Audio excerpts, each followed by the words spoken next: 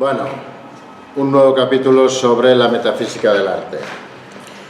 Hoy es el penúltimo capítulo y hablaremos del deseo, el deseo y el arte, o el deseo en el arte o el arte del deseo. Hablaremos de todo un poquito. El deseo, según Freud, decía que era la pulsión de la vida, la pulsión de la vida. Es decir, todo aquello que nos impulsa a vivir, tiene un deseo detrás.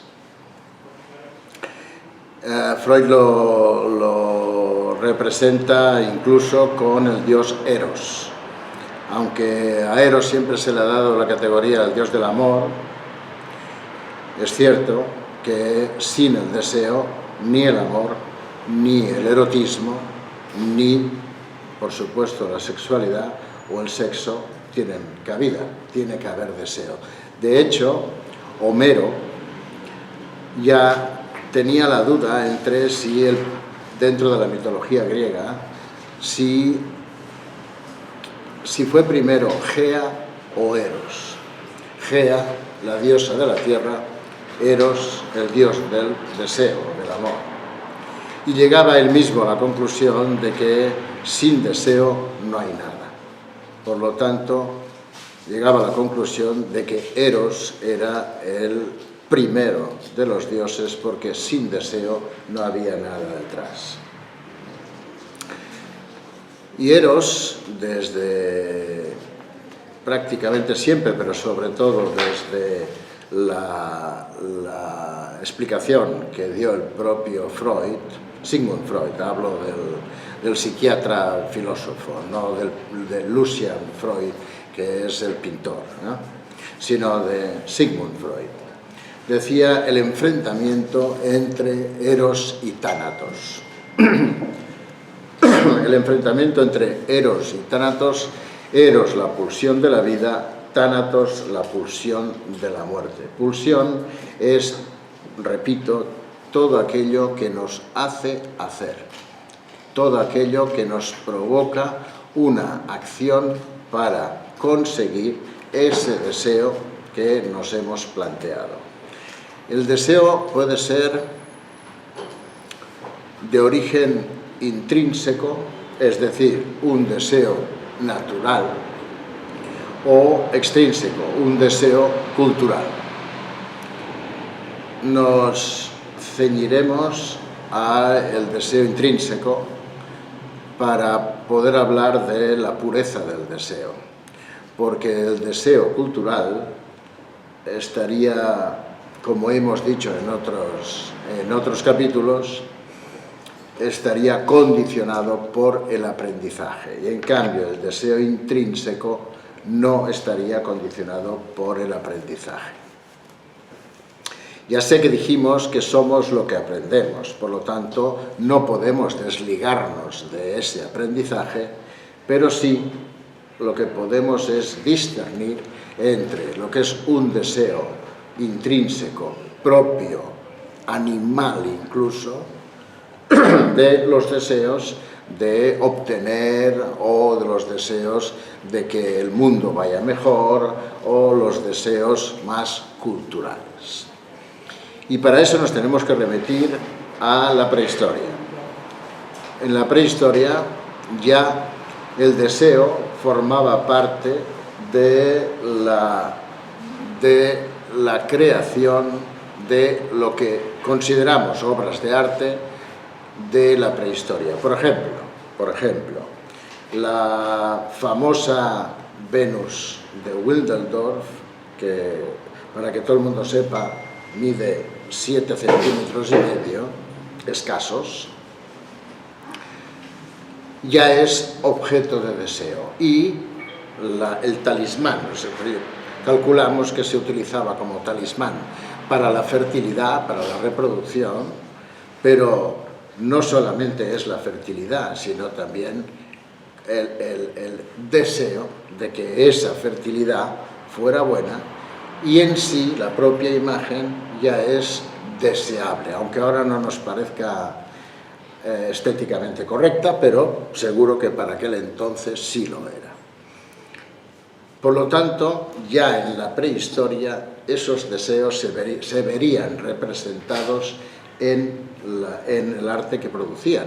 Pero el deseo también de la supervivencia, de cazar un búfalo, de tener la fuerza del león, de ocupar terrenos más fértiles en cuanto a vivir mejor, ¿no? El deseo de vivir mejor, una pulsión de vida, ¿no? Como decía Freud.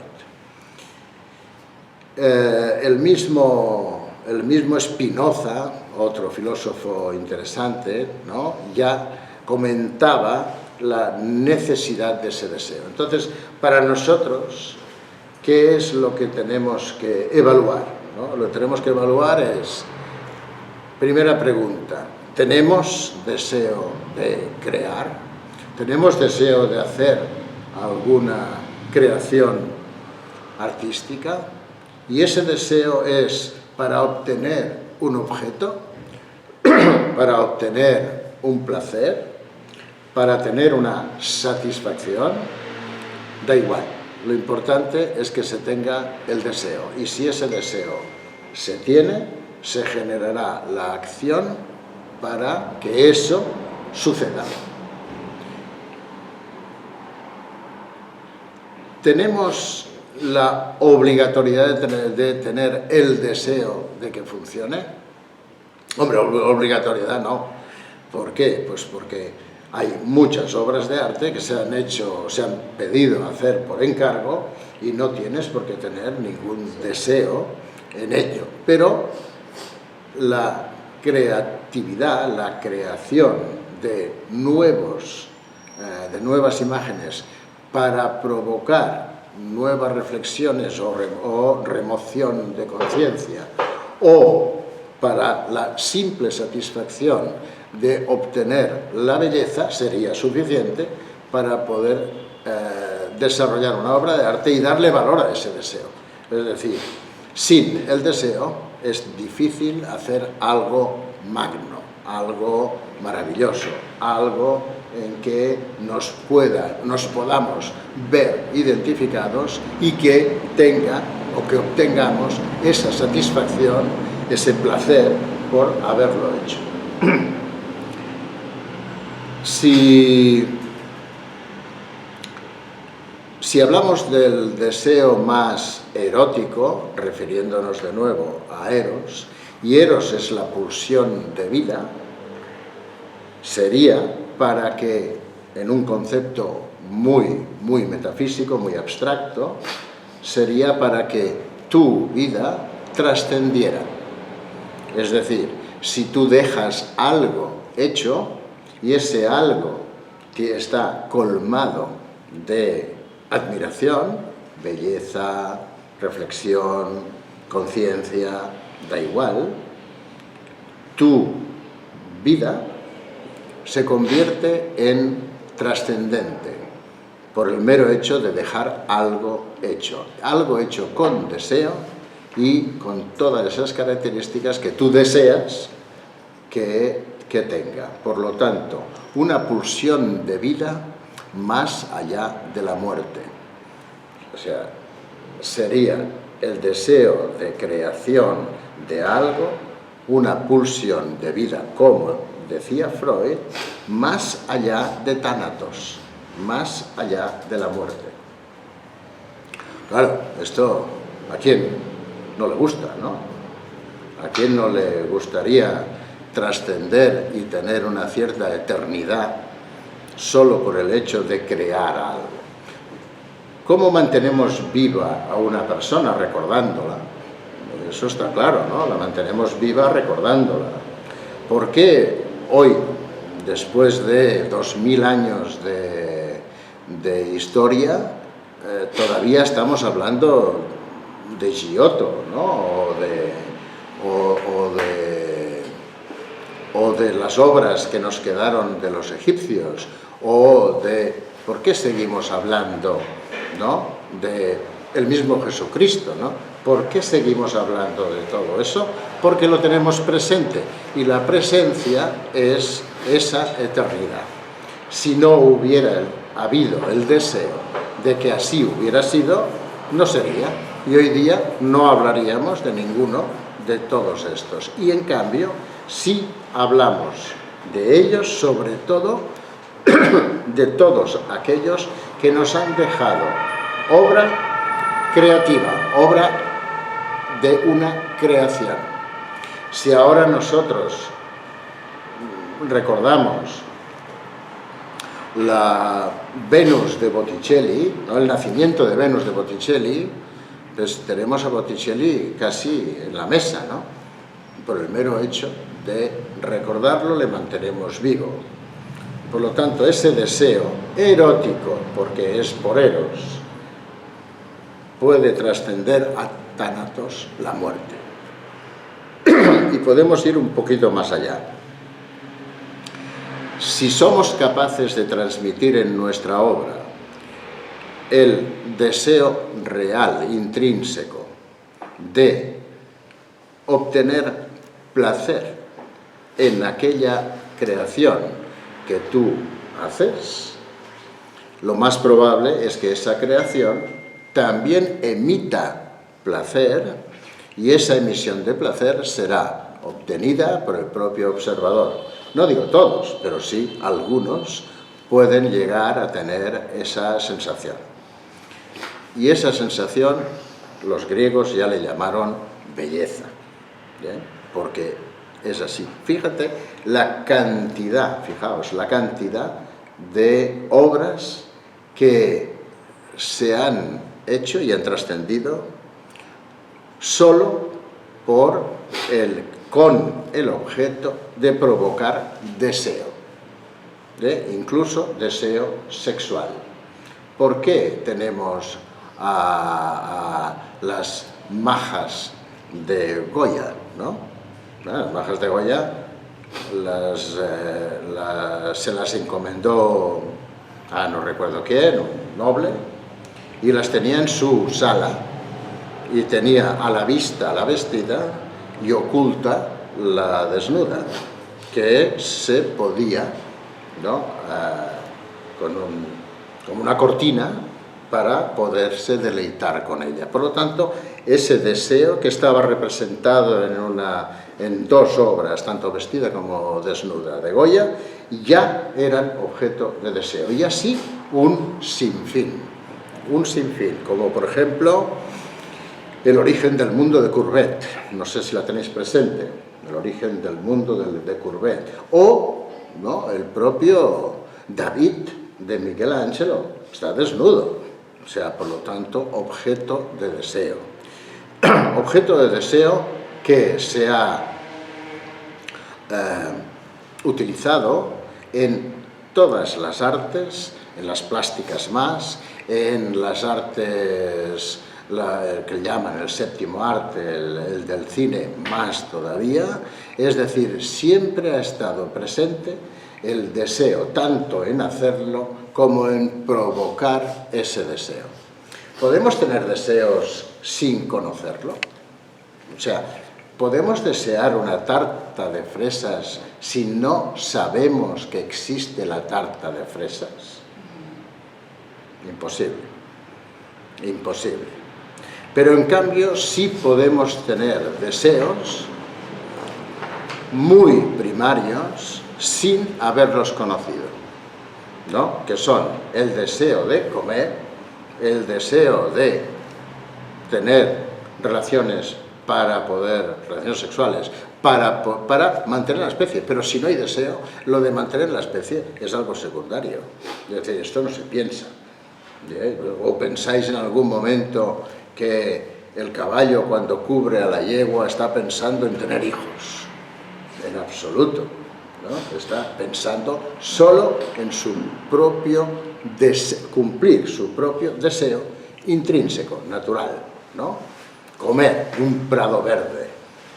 Tú pones una vaca en un prado verde y os aseguro que disfruta, que disfruta y mucho. Tú la pones una vaca en un prado pelado, que no hay verde, y lo único que quiere es largarse. por lo tanto no está obteniendo ningún placer. Por lo tanto, para nosotros los deseos más primarios, si se pueden reconocer como primarios, serían los que tendrían más impulso. En cambio, los deseos culturales, los deseos secundarios, los deseos por el aprendizaje, bien, es difícil que tengan tanta pulsión, tanta fuerza para poderlo conseguir. ¿Qué pasa dentro de nuestro cerebro, lo que ahora llaman neurociencia, cuando tenemos un deseo, el que sea? Bien, los deseos más primarios, sin duda, hay reacciones hormonales, bioquímicas, energéticas, etcétera, etcétera, que lo favorecen, incluso te predisponen a que eso sea así. Y en cambio los deseos culturales no desarrollan toda esa respuesta biológica que sí lo desarrollan, responden a los más primarios. Pero sí lo que hay es una predisposición a que eso sea, como un vicio. Es decir, todo aquello que nos produce placer es candidato a ser vicioso. Vicioso sería obtención de placer a través de una acción que nos produce satisfacción y que queremos más. Eso es un vicio. ¿Bien? Si queremos ser más correctos, le llamaríamos hábitos, pero al final no son hábitos, porque también es un hábito desayunar y quizá no desarrolles ningún deseo de desayunar, ¿no? Por lo tanto, llamaríamos vicio. ¿El humano es en general vicioso? Sí. Sí, ¿por qué? Porque busca siempre la satisfacción en el placer, sea la acción que sea. ¿Bien? Que culturalmente nos controlemos, que, digamos, controlamos nuestros deseos, porque si no seríamos, pues, eso, incontrolables, ¿no? Y eso es completamente cultural. Y en cambio, podemos llegar a tener deseos culturales que van incluso en contra de nuestros más primarios, de nuestros deseos más primarios, que no solamente los controlan o los anulan culturalmente, ¿no?, sino que además pueden ser contrarios. Vamos a poner ejemplos. Un deseo cultural sería tener más dinero, ¿verdad? Ese sería un deseo cultural, tener más dinero. ¿Y para qué queremos tener más dinero? ¿No? ¿Para qué queremos tener más dinero? O sea, ¿es suficiente la obtención de dinero, ¿no? Y satisface nuestro deseo el hecho de haberlo ganado. Si no lo utilizamos para nada, nos convertimos en el avaro de Molière y somos unos desgraciados. Por lo tanto, tendríamos que entender que el obtener dinero no sería un deseo primario, sino que sería cultural, pero con ese dinero sí podríamos conseguir, bien, placeres, deseos primarios. Más dinero, más poder, ¿no? Más dinero, mejores viandas. Más dinero, las señoras o los señores, depende de quién lo tenga el dinero, estarán más disponibles para mí o para quien sea, ¿no?, el que tenga ese dinero. Por lo tanto, muchas veces utilizamos el deseo, y voy a terminar, no voy a repetirme mucho, utilizamos ese deseo como medio para obtener otros deseos. Y en el arte sucede, y aquí termino, en el arte sucede, es muy frecuente, ¿no? Yo voy a ser un artista porque siendo artista puedo ser famoso, puedo tener más dinero y además puedo conseguir cumplir deseos secundarios que culturalmente quiero, pero también con todo eso voy a satisfacer mis deseos más primarios. O sea, uno sería un medio para y el otro sería un fin, ¿no? Y esto es muy, muy frecuente dentro del oficio de artista. Por lo tanto, si nosotros queremos hacer una creación con un deseo cultural, pues bien, nos convertiremos en artistas activistas, ¿no? Si nosotros queremos cumplir un deseo intrínseco, aparecerá en todo lo que se haga con nuestra creación. No recuerdo quién, un filósofo de estos de última generación, que decía: no hay arte sin erotismo, no hay arte sin erotismo. Por lo tanto, ese erotismo, que sería la manifestación de un deseo primario, estaría plasmado en el cuadro o la escultura que hiciera un artista. Y creo que es suficiente.